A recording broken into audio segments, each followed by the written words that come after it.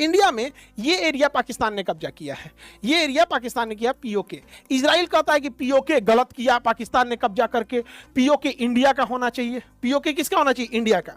लेकिन यही इजराइल जब बात करते हैं चाइनी अक्साई चीन को, जिसे चाइना ने 1962 में कब्जा कर लिया था, टोटल कश्मीर का 10% है, तो चाइना इजराइल कहता है कि नहीं नहीं नहीं, ये विवादित एरिया है, हम ये नहीं कह सकते कि इंडिया का है। इसमें सोचिए एक ही जगह है जो पाकिस्तान से, उसमें इजराइल क्या कहता है कि वो इंडिया का है, लेकिन ये वाला कहता है कि नहीं नहीं नहीं, अब इसमें इंडिया और चाइना के बीच में डिस्प्यूटेड है। आप लोग समझिएगा, चाइना के मैटर में इजराइल साथ नहीं देगा। हाँ देखिए, हथियार बेचना, टेक्नोलॉजी देना वो अलग चीज है, लेकिन जो खुल के साथ देना होता है वो पाकिस्तान पे देगा, चाइना पे नहीं देगा। 2020 याद कीजिए, गलवान घाटी, ये हमारे कर्नल संतोष बाबू है।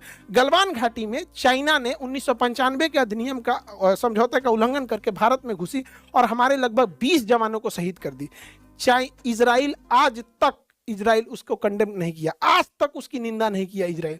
तो इजराइल पाकिस्तान के मुद्दे पे हमारा साथ देगा, चाइना के मुद्दे पे नहीं देगा। अजमल कसाब को इजराइल ने आतंकवादी नहीं माना था, वही अजमल कसाब जिसने ताज होटल में मासूमों को मार दिया था, नहीं माना था। हमने उसे लगभग 15 सालों तक रिक्वेस्ट किया कि एटलीस्ट इजराइल प्लीज तुम अजमल कसाब को तो आतंकवादी मान लो, नहीं माना।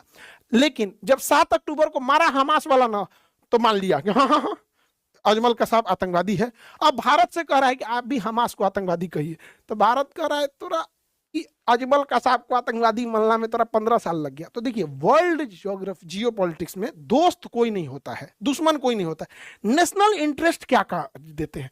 वही इजराइल पाकिस्तान के मैटर पे हम भारत के साथ है, लेकिन चाइना के मैटर पे मोए मोए कर देता है। आपको हम एग्जाम्पल दे दिए, आपको विश्वास नहीं होगा, आप देखिएगा।